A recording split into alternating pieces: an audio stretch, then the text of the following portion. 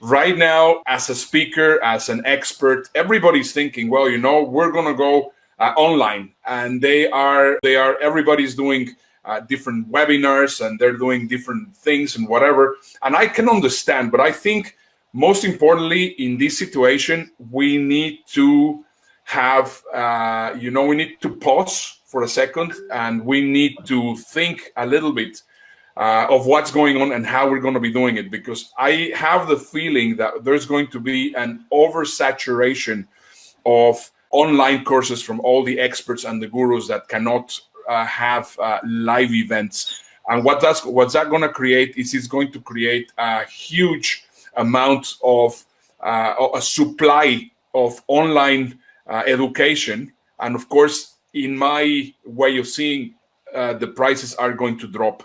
So I think the most important thing to think about is not so much into trying to create new content, new educational content, but more than anything, try to focus on the communities that you're already serving, in actually trying to provide tremendous value. What's your take on that, Dave? I agree with you completely. I think that one of the things that people should have been doing during the opportunities they had earlier was making connections and growing their tribe and their connections. Because those are the people who know you, they trust you, they like you, and they've been connected to you for quite some time. They've seen what you've posted about, they know what you do for a living. They're the most likely to convert when you've got a product that you want to sell to them.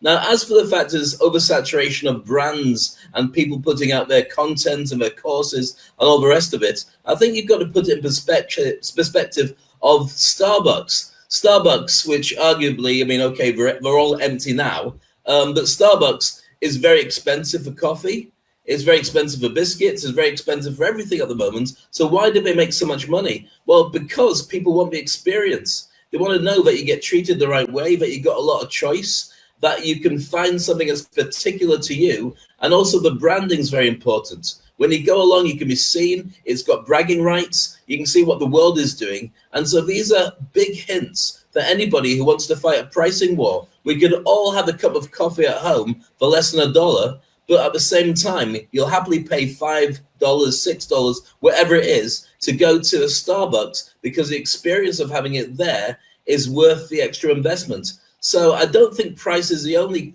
thing. I was chatting to a very good friend of ours earlier, Gotham Ganglani. I was talking to one of his neighbors who has an online trading system, and he did a promotion of dropping the price down by 75% this week to try and get people to buy it so he could make a lot of money, obviously worried about lack of events coming through. And it backfired badly. It ended up with a situation where people weren't buying it. And then how do you put yourself again and show you value when people know that you'll excel?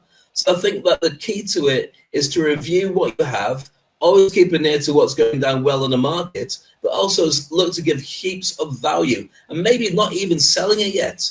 Maybe you need to reinvent and go back again to what makes people connect with you from the very first place, and see where from there you can find your pricing and when it's the right time to bundle together.